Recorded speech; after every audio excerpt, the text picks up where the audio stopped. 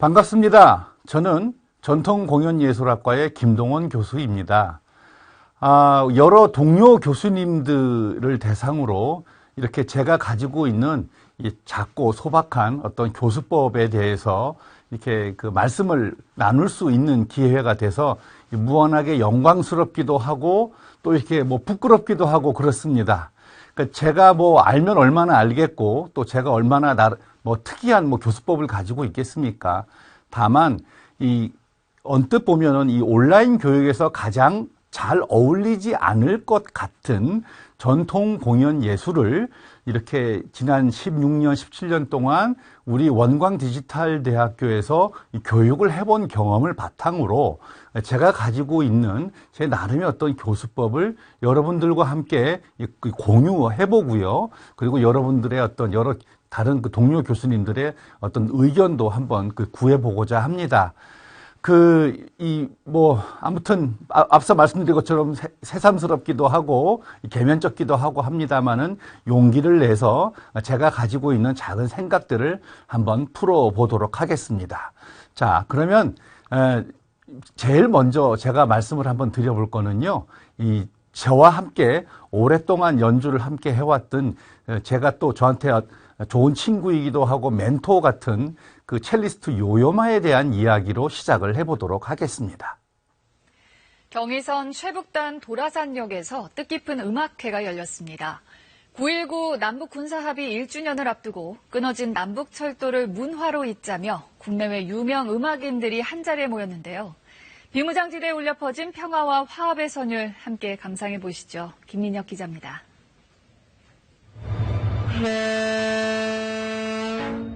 타는 곳 평양 방면, 경의선의 최북단 경기도 파주 도라산역입니다. 비무장지대에서 불과 700m 떨어진 이곳에 세계적인 첼로 연주자 요요마가 등장합니다. 세계 곳곳 분쟁 지역에서 평화의 선율을 연주해온 그는 비무장지대에서도 바흐의 무반주 첼로곡을 선택했습니다. 북한 출신 청년 연주자들과 함께 우리 가국 그리운 금강산도 들려줬습니다. Culture allows us to dream together, and together we can achieve the impossible. 남과 북을 아우르는 아리랑 선율이 울려 퍼지고 경쾌한 민요가락에 흥은 한껏 달아오릅니다. 세계적인 거장과 우리 국악 명인들의 함께한 무대, 실향민과 군인, 학생 등 400여 관객들은 힘찬 박수로 화답합니다. 하루빨리 통일이 돼서 저희가 이 철도를 타고 북한이나 유럽 쪽으로 나갈 수 있으면 좋을 것 같아요. 객석을 메운 관객들은 다 함께 리본을 묶어 울리며 한마음으로 남과 북의 평화를 기원했습니다. KBS 뉴스 김민혁입니다. 지난 2019년 5월쯤으로 기억을 합니다. 첼리스트 요요마로부터 제가 편지를 하나 받습니다. 요요마하고 저는요, 2000년도부터 인연이 되어서 요요마가 창설을 한 실크로드 프로젝트에서 함께 연주를 하면서 세계 각지를 다니면서 연주도 하고 강연도 하고 했던 아주 좋은 기억이 있습니다. 한국에서도 여러 번 연주를 했고요. 근데 그 요요마가 실크로드 프로젝트가 아니라 바흐 프로젝트라고 하는 것으로서 그 요요마 개인이 혼자서 2시간 반 동안 바흐의 첼로 무반주 모음곡들을 2시간 반 동안 쭉 연주를 하는 아주 그 첼리스트의 마라톤이라고 하는 그것을 연주를 하러 한국에 오는 게 2019년 9월인데 그 9월에 한국에 갔을 때 내가 한국에서 한국인들이 지금 가장 필요로 하는 어떤 그 사회적인 어떤 이슈라든지 어떤 아픔이라든지 이런 것들과 내가 함께 공감하고 함께 행동을 하는 그런 시간을 좀 가지고 싶다. 동원아, 너는 그러면 나에게 어떤 제안을 해줄 수 있겠니? 내가 어디를 가서 누구를 만나면 좋겠니? 라고 저한테 의견을 물어주었습니다. 자, 이따가 말씀을 드리겠습니다만은요, 이 요요마라고 하는 사람은 첼리스트, 그러니까 클래식 음악가 중에서 가장 몸값이 비싼 사람입니다. 전 세계적으로 그 어느 어떤 클래식 음악가보다도 음반을 많이 팔았고, 그래미상도 17번인가 19번인가를 받을 정도로 대단한 음악가입니다.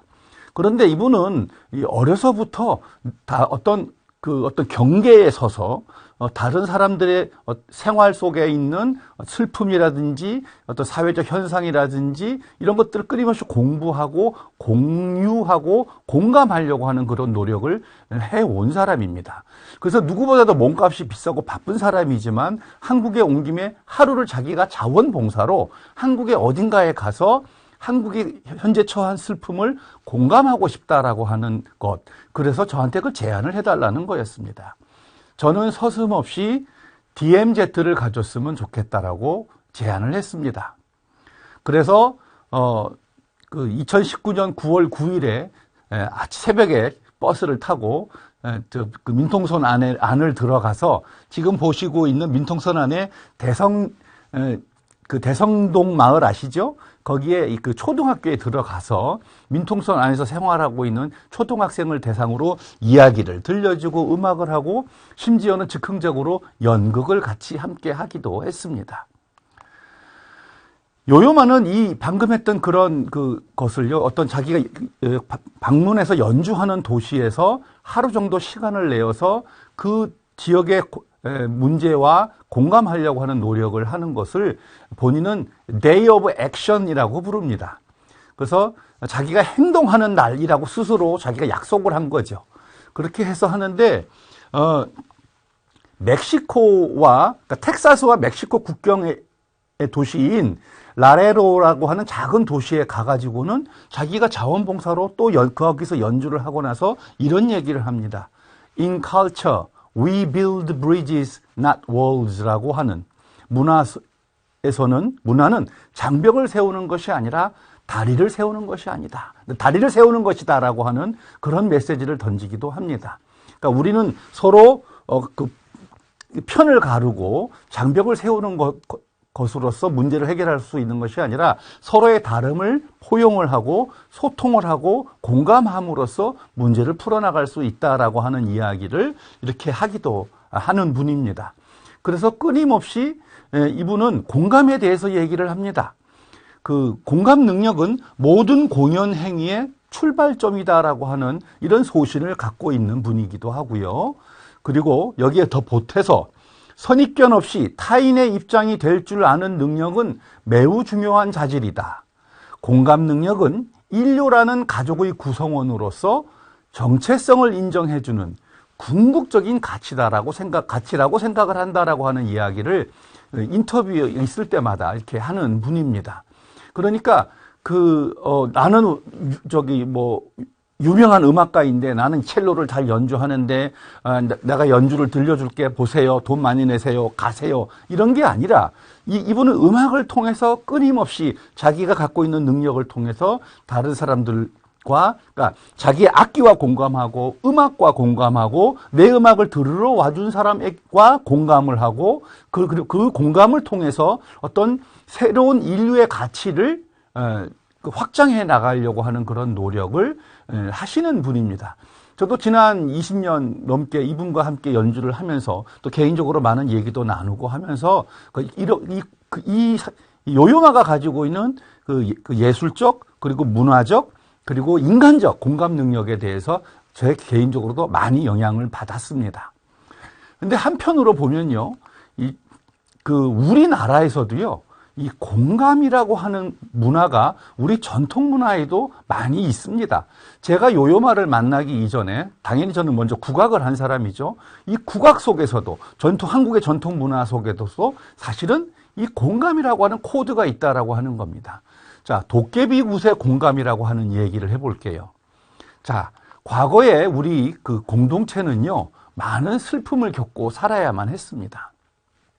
대표적인 것이 흉년이 든다거나 혹은 탐관오리의 작폐가 심하다거나 혹은 지금처럼 이렇게 코로나 같은 그런 어떤 전염병, 세균성 전염병이라든지 바이러스성 전염병이라든지 이런 전염병을 돌면서 사랑하는 가족들, 특히 아이들을 잃는 그런 슬픔들을 가지는 경우가 많았습니다. 그러니까 지금처럼 과학기술 문명이 발전하지도 않았고 의학기술이 발전하지도 않았던 시기에 그분들은 그냥 간단한 감염병 가지고도 지금은 예방할 수 있는 어떤, 예를 들어서 이전에 우리가 많이 극복했다라고 하는 홍역이라든지, 그죠? 콜레라라든지 여러 가지 어떤 질병들이 있었죠. 또 지금은 어떤 병이 신체적, 의학적 문제가 생겼을 때 약이라든지 또 의료 진단을 받아서 의학적 치료로 우리가 금세 회복될 수 있거나 예방을 할 수 있는 것이 지금은 있지만 예전에는 그런 것이 전무했던 시절에, 그죠? 바이러스라는 것, 세균이라고 하는 눈에 보이지 않는 것에 대한 이해가 전혀 없었던 시절에는 정말 사람들이 막 주변의 가족들을 많이 잃고 살았죠. 제 또래도 그렇고 제 선배님이나 제 부모님 세대 같은 경우에는 애가 태어나고 1년, 2년 있다가 이제 제대로 살래나 보다 하면은 출생신고하는 경우도 많지 않았습니까? 그 시절에 있었던 이 도깨비 굿이라고 하는 것을 말씀을 좀 드려보려고 합니다. 이 도깨비라고 할 때 여기서 도깨비는요, 우리 공동체를 힘들게 하는 무엇을 도깨비로 설정을 한 거예요. 앞서 말씀드린 것처럼 탐관오리의 작패가 심하거나 그러면 탐관오리의 작패가 도깨비가 되는 것이고, 그리고 가뭄이라든지 홍수라든지 그래서 흉년이 들었다면은 그런 상황이 도깨비가 되는 것이고, 전염병이 돈다고 그러면 역병이라고 하죠. 그런 역병이, 호환마마 같은 역병이 돈다고 그러면은, 그래서 아이들이 정말 죽어나가고 있다면은 그 전염병이 도깨비가 되는 것이죠. 그런데 정말 그것 때문에 더 이상 우리가 못 살겠다, 이 도깨비를 좀 물리쳐보자라고 할 때 일어나는, 그것을 극복을 하려고 뭉치는 사람들이 어떤 사람들이냐면요, 어머니들이에요. 어머니들. 자, 어머니들이요, 여기 보시면, 사진을 보시면은 이렇게 아낙네들이 있죠. 이렇게 아낙네들이 모여 있습니다. 자, 어머니들이 모여서 우물가에 모여가지고 물 기르면서 이런 얘기를 하기 시작을 합니다. 아이고, 이렇게 힘들어서 우리 도깨비 굿이라도 해야 되는 거 아니에요? 라고 웅성웅성 얘기를 하기 시작을 합니다. 하지만 그 이야기가 나오는 처음에는 마을 사람 누구도 도깨비 굿을 하고 싶어 하지 않습니다. 이것은 무슨 공연이나 축제가 아니에요. 앞서 말씀드렸던 그 도깨비를 물리치기 위해서 해야 되는 어떤 절박한 몸부림이에요. 그러다 보니까 에이, 그런 소리 하지 말어, 이렇게 하다가 결국은 마을 아낙네들이 모여서 도깨비 굿을 하기로 결정을 하면은 그 정해진 날의 밤에는 남자들은 아이들을 데리고 방문을 걸어 잠그고 바깥도 내다보면 안 됩니다. 그런데 이 아낙네 분들이, 그러니까 마을에 결혼한 엄마들이죠. 엄마들이 세 가지를 준비를 합니다. 첫 번째, 붉은색 황토흙을 바른 지탈, 종이로 만든 탈을 쓰는 거예요.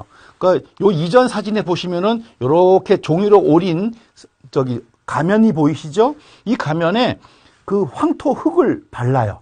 붉은색 흙을 발라요.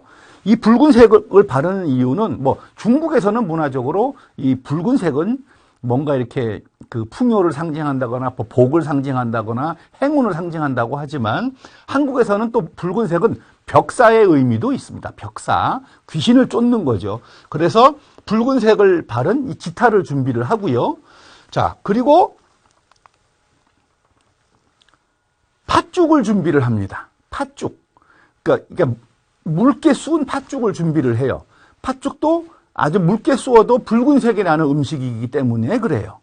자, 그리고는 저 끝에, 사진에 잘 안 보이실 텐데 저 끝에 무슨 깃발, 흰색 깃발 같은 것이 걸려 있는 거 보이세요? 예, 저 좌상단에 흰색 깃발이 걸려 있는데 자세히 보시면 붉은색 얼룩이 묻어 있습니다.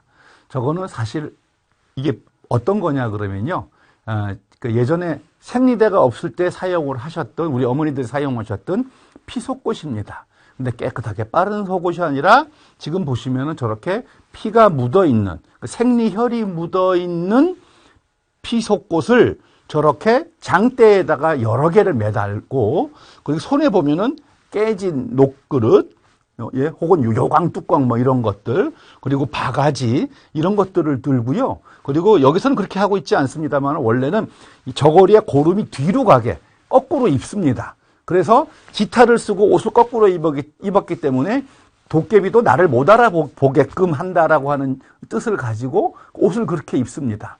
세 가지 붉은 것, 붉은색 깃털, 붉은색 팥죽, 그리고 붉은색 피석꽃을 준비를 합니다. 그렇게 해서 탄간오리의 작패가 심했다 그러면은 저렇게 하고 안악내들이 더 이상 못 살겠다. 이게 무슨 짓이냐 그러면서 관청을 쳐들어갑니다. 그러니까 이른바 시위를 하는 거죠. 예. 그리고 흉년이 들었다거나 전염병이 돌았다거나 해서 그래서 먹을 것이 없어서 보릿고개 또 못 견디겠다 해서 너무너무 힘들었을 때 안악내들이 밤새 마을 주변을 돌면서 비명을 지릅니다. 물러가라! 이렇게 정말 피울음을 토하면서, 그러니까 제대로 된 어떤 신명나는 가락을 연주한다거나 신명나는 노래를 부르는 게 아니에요. 소음을 우당탕탕탕 우당탕탕탕 하는 소음을 내면서 귀신이 싫어할 만한 소리를 내면서 귀신이 싫어할 만한 모습을 하고 귀신이 싫어할 만한 어떤 그런 것들을 하면서 밤새 피울음을 통하면서 돕니다. 그럼에도 불구하고 팥죽을 뿌려요. 도깨비한테 이거라도 먹고 떨어지라고 팥죽을 쏘아서 뿌려주는 거죠. 도깨비가 물리쳐야 할 대상이지만 그럼에도 불구하고 도깨비가 그래도 이거 뭘 먹여서 보내야지 이놈들이 떨어질 거 아니냐라고 생각을 하는 도깨비에 대한 공감도 있는 겁니다. 자, 처음 들어보시는 이야기죠. 이 삼남 지방에서 이 과거에 정말 많이 있었던 경상도나 영남 지역이나 호남 지역을 가리지 않고 이 도깨비 굿은 있었습니다. 하지만 이것은 아주 즐거운 상황에서 정례적으로 벌리던 축제 같은 것이 아니었기 때문에 지금은 사라지고 안 하는 거예요. 예. 그래서 소수 민속학자들만 알고 있는 내용입니다. 근데 여기서 제가 한번 물어볼게요. 여기 안악내들이 있습니다. 여기에서 어떤 분들은 이제 그 전염병이 돌아서 아이들이 그리고 가족들이 죽어서 가족들을 사랑하는 가족들, 자식들을 잃었습니다. 그러면은 이 도깨비 굿은 그렇게 가족과 자식을 잃은 사람들, 그런 어머니들만 나와서 할까요? 그렇지 않습니다. 이 도깨비 굿을 할 때는 자기 가족과 자기 자식은 살아남아 있는 어머니들이라 할지라도 온 힘을 모아서 다 함께 합니다. 온 공동체, 온 마을에 어머니들이 다 나와서 함께 그 공동체의 슬픔을 공감하고 함께 해주는 거죠. 한국 민족은요, 우리 한민족은 공감 능력이 대단히 뛰어난 민족입니다. 제 은사님이십니다. 지금은 오래전에 작고를 하셨는데요. 필봉농악이라고 하는 호남자도 필봉농악이라고 하는 그 국가지정 무형문화재의 명상세이셨습니다. 자, 이분 같은 경우에는 정말 그 과거의 이 상세로서 그 대단한 능력을 가지고 연주를 하셨는데요. 이 마을에서 농악판이 벌어질 때 이 상세의 권위는 말도 못합니다. 그 상세가 이렇게 그 농악을 벌리는 그날이 되면은 문안 인사도 받고요. 다른 연주자들로부터. 그리고 상세가 가락을 시작하지 않으면 아무도 시작하지 못하고 상세가 가락을 바꾸지 않으면 다음 장단으로 바뀌지도 않습니다. 그런데 하지만 이 상세가 혼자 도취돼서 혼자 즐기기만 한다고 그러면은 다른 연주자들로부터 눈총을 또 받기도 합니다. 왜냐하면은 이 상세라고 하는 농악판에서 상세의 존재는 마치 이 우산살이 여러 개의 우산살과 우산천을 모아주는 우산대 같은 그런 구심점 역할을 하기 때문입니다. 제가 이분에게 그러니까 22살 때부터 우리 전통 가락을 배울 때 해주셨던 얘기가 있습니다. 굿은 협화다. 혼자 잘 친다고 대간디. 이 말씀을 해주셨어요. 그러니까 우리 그 전통 가지고 있는 농악이라든가 그 다양한 어떤 전통 문화 예술을 보면요, 공연 예술을 보면은 그거 기본적으로 협동과 화합의 정신을 가지고 있습니다. 그러니까 근데 협동과 화합을 하려면은 내 입장만 주장해서는 안 된다라는 거죠.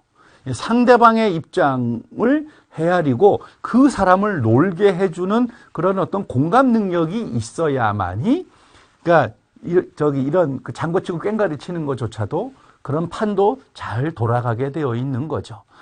전통 공연 예술에는 조금 전에 말씀드렸던 도깨비 굿이라든지 이 농악에서의 어떤 협파라고 하는 것 말고도 정말 아주 다양한 이 공감의 어떤 사례와 개념들이 있습니다. 그걸 다 소개하지는 못하고 이렇게 두 가지만 말씀을 한번 드려볼게요. 자, 그런데 요즘은 또 이 BTS의 시대죠. 한국을 대표하는 그 K-팝, 그죠? 이 K-팝 그룹이 또 많습니다. 그리고 한류를 이끌어내는 어떤 그룹이 있죠. 그런데 저희처럼 이렇게 그 음악 전문가의 입장에서 보면은 유독 BTS가 눈에 들어옵니다. 왜냐면은요, 그 다른 어떤 그 아이돌 그룹들은 이게 어떤 전문적인 프로듀서와 기획자와 작곡가, 안무가가 붙어서 뭔가 만들어진 어떤 그런 아이돌 같은 그런 느낌이라면은 이 BTS들은요, 지금 현재 이들이 활동하고 있는 어떤 음악이라든지 안무라든지 이런 것에 있어서는 이분들이 자기들이 직접 가사를 쓰고 선율을 만들어서 그 제작에, 작곡에 참여를 합니다. 그런데 자기들이 가사를 쓰고 그다음에 어떤 앨범의 주제를 갖다가 정하는 데 있어서 자기들이 철저하게 자기들의 이야기를 담으려고 하고 자기들이 그 20대 그 젊은 세대들의 이야기를 담으려고 하고 또 누구보다도 자기들의 팬들, 자기한테 열광해주는 팬들이 10대, 20대 젊은 사람들이고 그 10대, 20대 젊은 사람들은 어떠한 아픔을 가지고 있는가 하는 것을 본인들도 잘 이해를 하고 거기에 공감하는 가사를 씁니다. 그래서 Love Yourself, Love Myself라고 하는 어떤 그러한 그 어떤 캠페인을 하기도 합니다. 지금 이 장면은 2년 전에 유니세프에서 연설을 하는 유엔에 가서, 뉴욕에 있는 유엔 본부에 가서 유니세프의 어떤 캠페인의 일환으로서 청소년들을 격려하기 위해서 BTS의 리더인 RM이 연설을 하는 장면입니다. 한번 찾아보시면요. BTS UN 연설 이렇게 한번 찾아보시면은 대단히 감동적인 연설을 들으실 수가 있습니다. 보시면은 그냥 만들어진 연설이 아니라는 걸 아실 수가 있어요. 이 BTS라고 하는 젊은 팝 그룹이 이 시대의 젊은이들, 청소년들에게 그들의 아픔과 어려움에 공감하면서 너 그래도 괜찮아, 힘내. 중요한 거는 너 스스로를 사랑하고 우리 스스로를 사랑하는 거고 우리 스스로를 얘기하는 거야 라고 하는 메시지를 일시적으로 잠깐 한번 보여주는 것이 아니라 몇 년간의 어떤 프로그램으로서 프로젝트 혹은 캠페인으로서 담아내고 있다라고 하는 겁니다. 다른 K-팝 아이돌과 BTS가 다른 것은 공감 능력이고 그것에 전 세계의 팬들이, 아미들이 역시 또 이제 공감하고 반응을 해서 지금의 BTS의 성공이 있다라고 저는 생각을 합니다. 자, 여기까지가 이제 서론이었고요. 이제 본론을 얘기를 해보도록 하겠습니다. 부끄럽지만 이제 제가 가지고 있는 제 경험이라든지 제 나름의 어떤 교수법 노하우를 말씀을 드릴 텐데요. 당연히 지금 이 영상을 함께 보고 계시는 여러 동료 교수님들께서도 저마다의 정말 좋은 교수법과 강의 제작 기법, 강의 설계 방식, 그리고 그 스토리텔링 방식을 다들 알고 계시고 나름대로 가지고 계실 겁니다. 저는 저희 그 전통 공연 예술학과의 특성에 맞추어서 제가 어떻게 했나를 한번 말씀을 드려볼 텐데요. 자, 저는 이렇게 원광 디지털 대학교에서 2005년부터 강의를 제작을 해서, 학과를 개설을 하고 강의를 제작하면서, 이 디지털 온라인 교육이 가지고 있는 장점을 정말 10분 잘 살리려고 애를 썼습니다. 그 결과, 원래 전통 공연 예술은 선생님과 같은 공간에서 무릎팍 맞대고, 예? 그 얼굴 마주 보면서 레슨을 받고 공부를 해야지라고 했던 것보다, 그렇게 실제로 한 공간에서 선생님 무릎팍 맞대고 하는 것보다 훨씬 더 많은 교육을 체계적으로, 그리고 그 다양한 어떤 교육을 할 수 있게 됐습니다. 그게 대표적인 방식이 바로 지금 보고 있는 이 장면입니다. 그러니까 실제로 제가 선생님한테 레슨을 받는다고 하면은 같은 공간에서 제가 보이는 거는 선생님의 이 정면 모습밖에 안 보입니다. 기본적으로. 선생님, 장고를 배우고 있는데 장고의 왼편이나 장고의 오른편은 잘 안 보여요. 고개를 이렇게 하지 않는 이상은. 또 선생님이 장고를 악기를 돌려서 보여주지 않는 이상은. 예? 그런데 영상을 이용을 하면은 이렇게 화면을 나누어 가지고 이렇게, 그러니까 그 카메라를 몇 대 더 설치하는 수고로움을 보태기만 하면은 배우시는 분들이 훨씬 더 손쉽게 그 전통 공연 예술을 학습할 수가 있다라는 거죠. 게다가 예전엔 이게 구전심수로 이루어졌던 겁니다. 그죠? 선생님이 입으로 하면은 그냥 따라 해보고 이런 식이었다는 거죠. 그런데 밑에 이렇게 악보 자막 같은 거를 넣어서 그 내용을 훨씬 더 체계적으로 그 과학적으로 잘 전달할 수 있게 해주는 것 자체가 학생의 눈으로 공감해서, 우리 이 영상을 통해서 전통 공연 예술을 배우고자 하는 학생은 도대체 어떠한 것을 필요로 할까, 뭘 보고 싶어 할까를 생각을 해서 제작한 원광 디지털대학교의 공감 능력이라고 하는 겁니다. 그리고 여기에 카메라를 또 머리 위에 설치를 하면요, 조금 전에 보셨던 영상은 나와 마주보고 있는 거잖아요. 그러면 내 오른손이 있는 곳에 선생님의 왼손이 있고, 선생님이 오른손에 있는 곳에 내 왼손이 있게 됩니다. 그러니까 조금 이렇게 마주보고 있기 때문에 헷갈릴 수가 있는데, 머리 위에다가 카메라를 하나 설치를 해 놓으면은 내가 이렇게 내 장고를 내려다보고 있는 것 같은 시각을 배려를 주기 때문에 선생님이 연주하고 있는 것에 저게 내 눈으로 봐도 이런 식이겠구나라고 하는 것을 느낄 수 있다라는 것이죠. 예. 그러니까 카메라 한 대를 더 배치를 하고, 그리고 그것에 오는 어떤 편집의 번거로움을 감수를 하면은 이렇게 학생들이 필요한 것을 정말 적절하게 제공을 하는, 지금 이 관점을 보세요. 위에서 내려다보는 이 관점은, 이게 일반 아무리 인간문화재 선생님이라든지 이런 분들과 내가 마주보고 레슨을 받는다고 할 때 내가 확보할 수 있는 시각이 아닙니다. 선생님 가만히 앉아서 장고 한번 쳐보세요. 제가 뒤에 가서 뒤에서 한번 볼게요. 이러는 제자는 없으니까요. 그런데 이렇게 온라인 디지털 교육의 어떤 장점을 활용을 하면은, 그러니까 우리가 그 강의를 제작하는 입장에서 학생들이 도대체 뭘 보고 싶어 하는가라고 하는 것에 대해서 공감을 하면은 이러한 영상을 만들어서 학생들한테 제공을 할 수 있다라고 하는 그런 뜻인 거죠. 자, 그 다음에는요, 이제 제가 강의를 할 때는 예를 들어서 한 과목이 있고, 한 과목 안에는 14개 주차에 강의가 있고, 그렇잖아요. 근데 저는 매 주차 1주부터 14주까지 매 주차의 마지막 부분에 이제 맨 마지막에 학습 정리하기 직전에 들어가는 코너가 바로 저는 해당 주제에 따라서 궁금해요, 사물놀이 이런 식으로 학습 Q&A 영상을 꼭 넣습니다. 제가 수업을 우리 학교에서 16년, 17년 정도 이렇게 하다 보니까 그동안 쌓인 학생들의 어떤 교수 질의들이 있습니다. 보면은 학생들이 저는 미처 헤아리지 못했지만 이런 것을 궁금해 하는구나라는 것을 알 수가 있었고, 거기에 대해서 제가 성실하게 답변을 해놓은 것이 수천 개가 쌓여 있습니다. 그 중에서 자주 학생들이 궁금해 할 만한 것들, 그리고 한편으로는 그런 이 학습 Q&A라고 하는 것은 A라고 하는 학생이 저한테 질문을 해서 제가 정성껏 답을 했다라고 하면은 그 답이 A라고 하는 학생에만 돌아가는 것이 아니라 그 게시판에 접속하는 그 어떤 학생들도 다 볼 수 있는 것이기 때문에 그냥 그 학생에 대한 어떤 질문이라고만 생각하지 말고 그 학생의 질문에 제가 성실하게 답을 하는 것을 다른 학생들이 지켜봄으로써 또 다른 어떤 교육의 기회를 제공을 할 수가 있는 거죠. 그래서 저는 5분 정도, 10분 정도 할애를 해서 매 수업을 우리가 75분씩 찍지 않습니까? 거기에서 5분, 10분 혹은 길게는 15분 정도 해서 하나 혹은 두세 개의 질문에 답을 하는 코너를 둔다는 겁니다.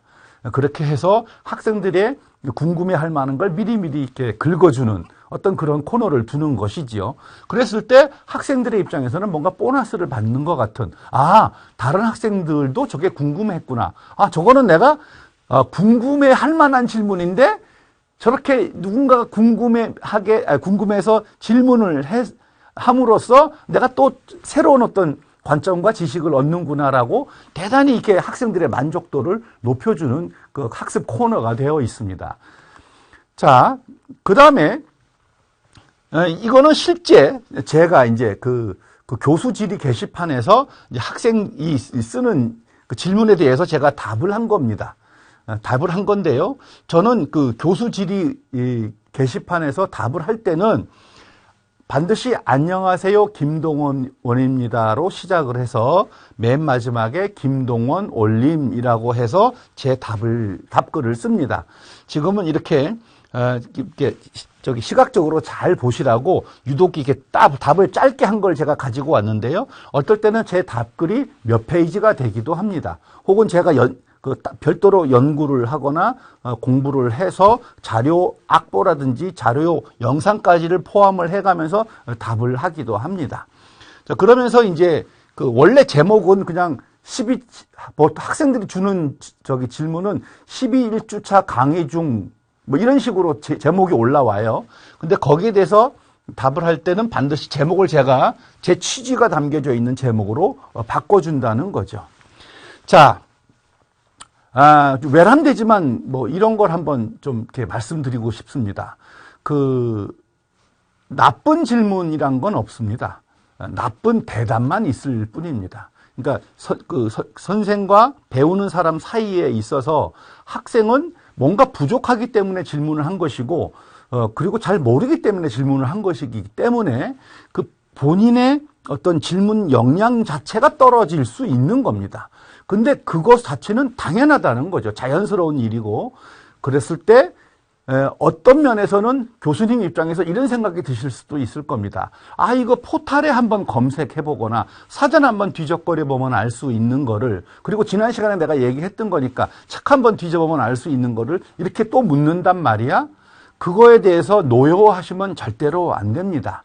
다시 말씀드리지만 누구든지, 그러니까 내 수업을 듣는 100명 중에서 99명은 이미 알고 있는 상식 중에 상식이라고 하더라도 거기에 대해 한 사람이 몰라서 질문을 던졌다고 하면은 거기에 대해서 내가 정성껏 낮은 자세로 답변을 함으로써 거기에 내가 어떤 아주 쉽고 새로운 어법으로 그 당연한 것을 또 새로운 언어 형식으로 교육하듯이 전달하는 어떤 새로운 교육적 기회가 될 수도 있는 거고, 그러한 저의 태도를 다른 학생들도 다 지켜본다라고 하는 점입니다.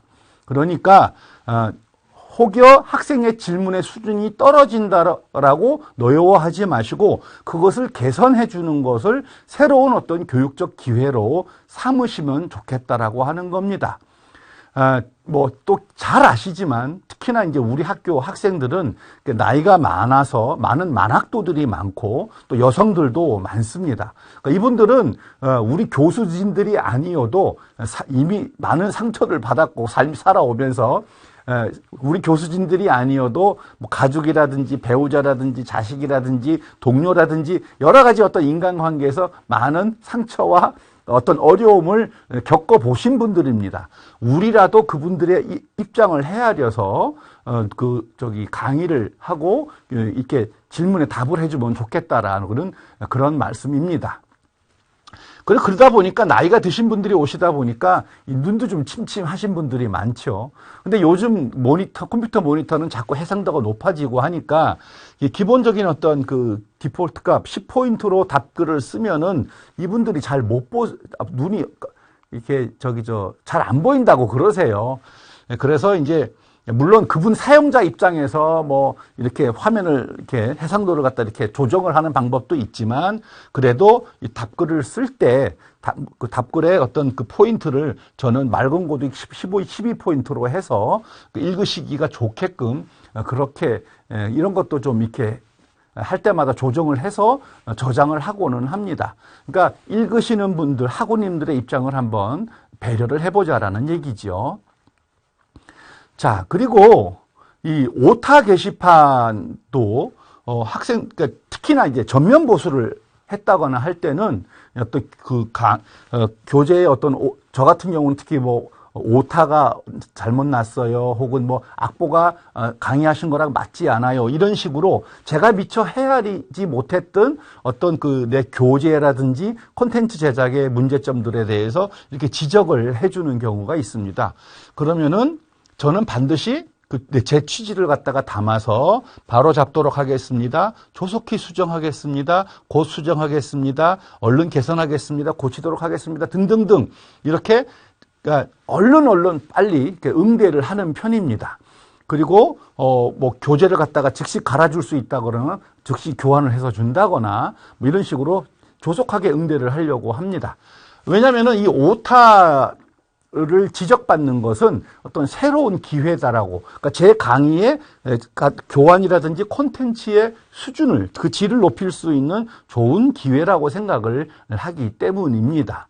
그러니까 이것도 노여워하지 않으셨으면 좋겠다는 뜻이고요.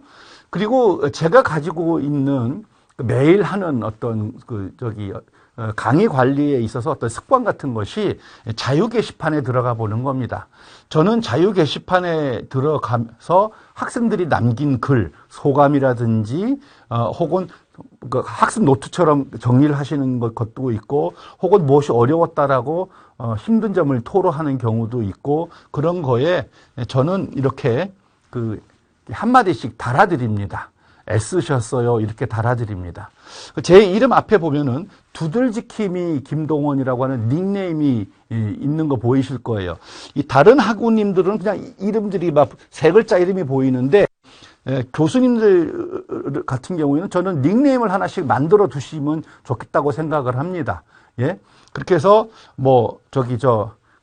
잘생긴 아무개 뭐 이런 식으로 좀 길게 하면은 시각적으로 이거 교수님이 올리셨네? 뭐 이런 식으로 학생들이 금방 알아채요. 그런데 여기다가 짧게 어떤 소감에 짧게 이렇게 한 말씀 해주셔서 긴 하루를 보내고 참 피곤한데도 불구하고 눈 비비면서, 졸린 눈을 비비면서 강의를 듣고 있는 학생들에게 작은 위로를 주려고 하는 겁니다. 얼마나 많은 역경을 딛고 우리 학교에 입학을 했으며 그분들이 수업을 하시겠어요. 그런데 이분들이 이렇게 자기가 자유 게시판에 글 한번 올린 거에 이렇게 교수가 한 문장 정도 이렇게 응대를 해주는 것만으로도 이들은 위로를 참 많이 받으시는 것 같습니다.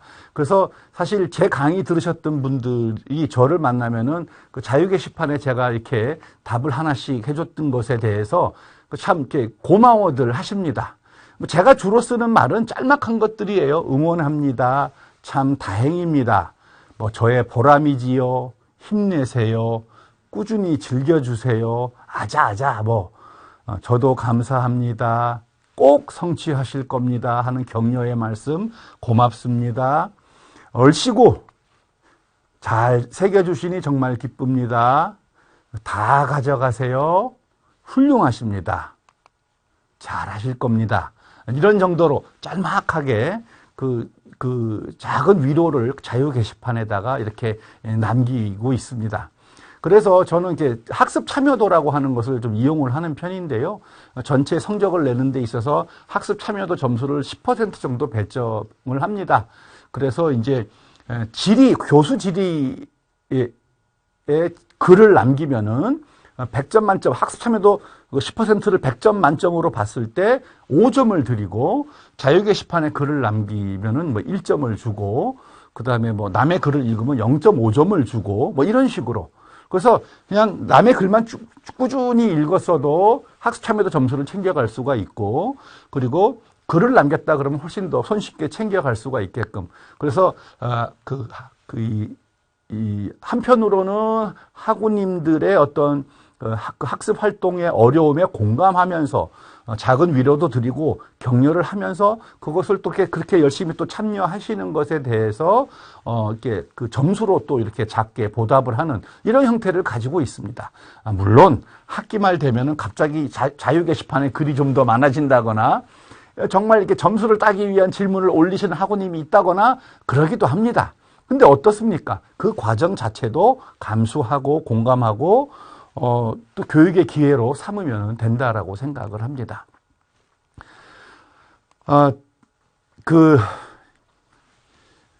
제가 드리고 싶은 말씀은 이겁니다. 디지털의 온기를 불어넣자라고 하는 겁니다. 그래서 강의를 제작할 때 학생의 시선으로 헤아려서 강의도 제작을 하고, 그 다음에 강의의 말미에는 학습 Q&A를 통해서 학생들이 가려운 곳을 미리 좀 긁어주기도 하고, 교수 질의응답에서는 낮은 자세로 다가서고, 오타 게시판에서는 그 오타 게시판에 지적받는 것을 새로운 어떤 기회, 내 강의를 개선하고 발전시킬 수 있는 좋은 기회로 삼으시고, 자유 게시판에서는 긴 하루를 보낸 학우님들에게 작은 위로를 보내는 어떤 그런 이러한 노력들을 해주시면은 이 디지털이라고 하는 게 좀 차갑잖아요, 그죠? 딱딱하고. 그런데 여기에 우리 원광 디지털 대학교 특유의 공감과 공감 능력을 통해서 이 디지털의 온기를 넣을 수 있지 않을까 생각을 하는 겁니다. 공감은 역지사지의 사랑이라고 생각을 합니다. 그리고 모든 종류의 사랑은 본질적으로 짝사랑이죠. 내가 아무리 누군가를 사랑한다고 하더라도 그 사랑하는 그것만큼을 그대로 내가 받거나 그러지는 않으니까요. 내가 그 사람의 입장에서 역지사지해서 뭔가 그 사람을 위해서 뭔가 나누고 공감하고 베푸는 것이죠. 그리고 짝사랑은 하려면은 내가 기꺼이 낮아지고 약해져야 되겠죠. 그리고 이러한 정성을 미천 삼아서 배워서 남주는 것, 이렇게 기꺼이 낮은 자세로 배워서 남주는 거려고 하는 그런 노력이 바로 교육이라고 저는 믿으면서 오늘의 공감의 교수법이라고 하는 주제로 여러 교수님들께 말씀을 드려봤습니다. 앞서 말씀드린 것처럼 뭔가 이렇게 참 쑥스럽기도 하고 부끄럽기도 합니다만은 제가 우리 학교에서 그 전통 공연 예술을 디지털 교육으로 온라인 교육으로 이렇게 해보면서 겪었던 그런 나름의 축적한 어떤 작은 노하우라고 생각을 하고 한번 이렇게 새겼으면 좋겠습니다. 함께 해주셔서 고맙습니다.